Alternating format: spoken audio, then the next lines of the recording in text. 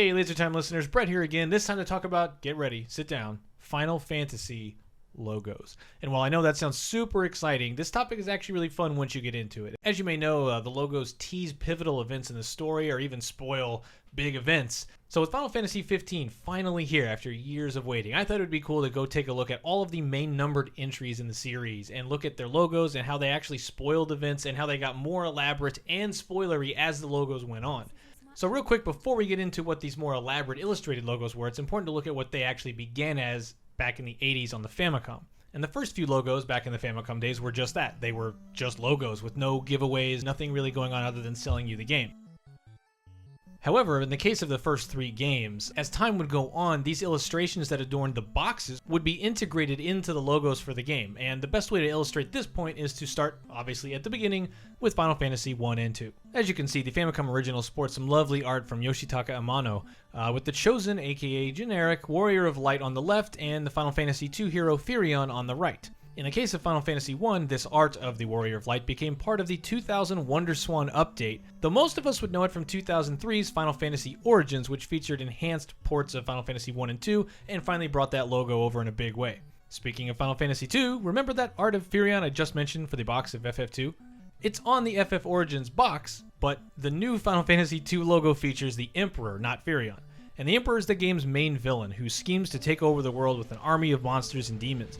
Both games received updated logos again for their remakes released on the PSP, but they again did feature the Warrior of Light and the Emperor. Final Fantasy III was only available in Japan from 1990 until 2006, when a Nintendo DS remake brought the game into the modern era. Part of that modern era includes a spiffy new logo, which takes the 1990 Amano art and integrates it into a lovely, if a bit templatey, new logo. I'm actually a little unclear if this is a generic, just character from the game dual-wielding blades, or if this is a specific reference to a character. If you know, let me know in the comments. Final Fantasy IV, my favorite of the bunch, launched with this art of Kain Highwind, one of the game's primary characters. Kain begins as an ally, but is quickly manipulated by the villainous Golbez, and ends up menacing you for long portions of the game. Kain regains his composure, loses it again, regains it again, all before getting his act together for the final battle. He's a brooding, stoic figure, the perfect subject to strike a dramatic pose next to a logo. Fun note, the 2008 remake altered the logo to feature Golbez this time. And while Golbez is the quote-unquote primary villain of the game, in true Final Fantasy fashion, don't be surprised if there's more to him than meets the eye. Now this first hit the US in 1991 as Final Fantasy II, a factoid so widely known that if you're still the person that says when you say 2, do you mean 2 or 4, you need a new factoid to lord over people because millions of people at this point know it. This first hit the US in 1991 as Final Fantasy II, and while it didn't retain the Kain Highwind logo, it did usher in a miniature era of Western logos that all used a swordy T in the word fantasy. This includes the numerous Game Boy spin-offs that weren't even real Final Fantasy games and 1994's Final Fantasy III, which is 6. Damn it. Final Fantasy V skipped Western shores and wouldn't be officially playable until 1999's Final Fantasy Anthology, a PS1 compilation that included both 5 and 6. Anyway, this was also the first time we caught a glimpse of the logo, and it would be super prominent as the cover to 2006 Final Fantasy V Advance. And the logo is pretty straightforward too. This is a wind drake, aka a flying little dragon that in this world is actually an endangered species. And though there are only a handful that show up in the game, they're extremely important to the events of the story and for the heroes involved. Final Fantasy VI first appeared as Final Fantasy III back in 1994, which I already mentioned and complained about, yet here I am bothering to point it out again. Anyway, the proper 6 logo features Terra riding in her Magitech armor. Even though 6 features an ensemble cast, you could argue Terra, as one of the few innately magical beings left in the world, and thus a catalyst for numerous plot points, is the primary star of the game. FF6 is also about magic versus technology, so this logo also happens to summarize that conflict, with Terra, a magic user, riding in a machine basically built to harness and manipulate magic for evil use.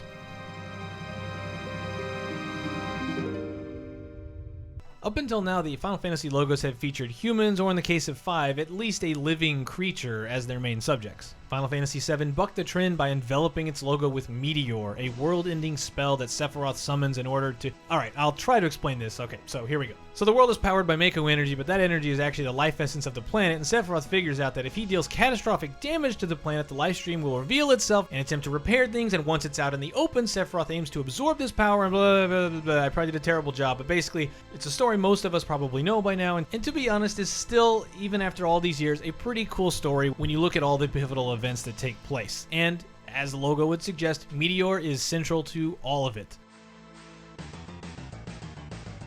Hard pivot into Final Fantasy VIII's logo, which is Pissy Winebucket Squall Leonhart cuddling up to Renoa Heartily.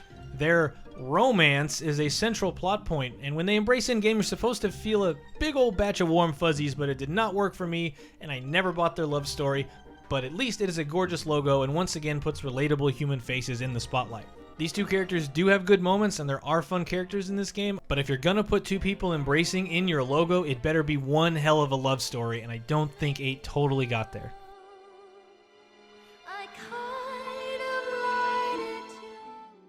Final Fantasy IX was marketed as a return to pre-FF7 sensibilities, with cutesy characters, less technology, and the return of life-giving crystals, which played huge roles in many of the pre-7 games. Hell, in 2000, games even shipped with advertisements for Final Fantasy IX saying, "The crystal comes back." So it's no surprise that the crystal takes center stage in the game's logo. The FF9 world, Gaia, is powered by a crystal in the planet's core, which kind of shepherds people's souls into the essence of the world, thus refreshing the essence of life. But wouldn't you know it, someone else's crystal is about to sputter out, and they've been siphoning souls off Gaia for years, and that's making a big ol' mess. So yeah, the crystal factors prominently into the story and is certainly worth headlining a logo.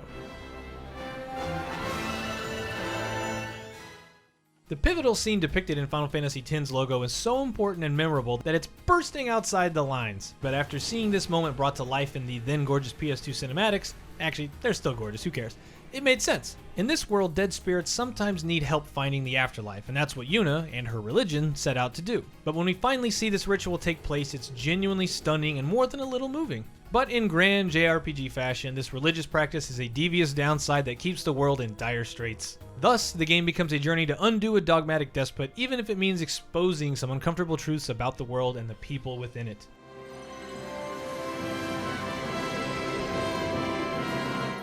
As an MMO, Final Fantasy XI appropriately features an assortment of classes and characters you can create and mingle amongst in its massive online world. The 5 closest to the reader also happen to represent the 5 playable races in the game, which I won't even try to pronounce because as a Midwesterner I did not have broadband internet in 2003 and therefore couldn't play Final Fantasy XI and therefore don't know anything about Final Fantasy XI, but hey, I hear it was pretty okay after they ironed out some kinks. If you thought FF10's logo was breaking the borders, get a load of 12. A vertical logo! It's a striking yet appropriate decision, as the figure looming over the logo, Judge Gabranth, is himself a towering mover and shaker in the FF12 world. Judges in general are a big part of this game, and the tactics games, so it makes sense to put one front and center. They're the elite guard of House Solidor. If you ask me, they're more executioners than judges. Taking cues from both 10 and 12's logos, 13 extends beyond the borders and employs a bit of verticality to boot. This complex, busy design depicts the floating world of Cocoon, an artificial globe hovering over a very real world of Pulse. Much of the game's story takes place on Cocoon, but what are those faces spiraling along its outer reaches? Why, they're Vanille and Fang, who in the game's final moments fuse together to become Ragnarok so they can prop up a plummeting Cocoon. The crystal pillar they create, in the game, is represented in the logo with Sarah's pendant, Sarah being the sister of the game's main protagonist, Lightning. I promise this makes sense, and I still think this is a really striking logo that also happens to give away the ending of the game. It was staring at you all along. Now we live on. Much like FF11, Final Fantasy XIV features numerous characters and classes striking cool poses. This is because 14 is another MMO, and again, artist Yoshitaka Amano represents this with a barrage of soldiers crowding around the logo. And guess what? If you count up all the heroes, you'll find there are 14 of them. How neat! Neater still is the updated logo for when the famously awful Final Fantasy XIV was tweaked to high hell and rebranded as A Realm Reborn.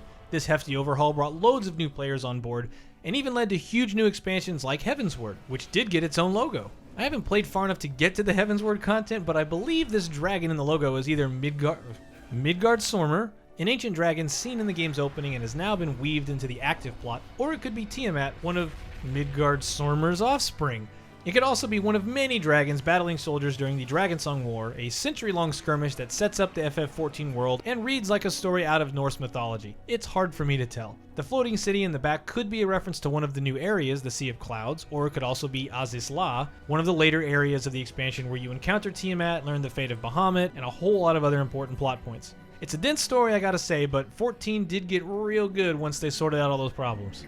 That brings us to Final Fantasy 15, which, as of this recording, is a game I have not finished because, right this second, I don't have it, because it's not out yet. But, funnily enough, this logo has been around since 15 was called Final Fantasy Versus 13, so we've had plenty of time to look at this thing. We can clearly see a sleeping woman, possibly an angel or goddess given the wings and the robes. There's some kind of angelic sphere behind her, maybe a sun or a crystal ball of some kind, and there is the little monster sneaking up the side. Kind of reminds me of 13's logo, with Ragnarok tucked into the image all along. Could this be a heaven versus hell thing? Is this woman at first a healer or a helper who will eventually betray our heroes?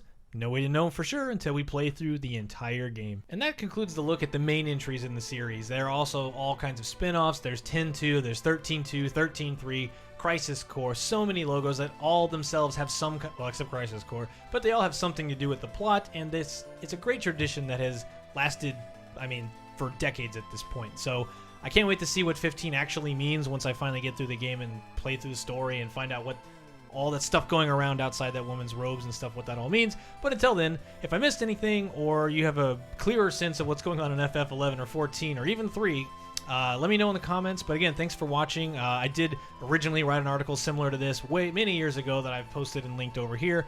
But we've done a lot of other stuff on the LaserTime channel. You can also listen to all of our podcasts on lasertimepodcast.com. But we'll be back soon with another fun video for you.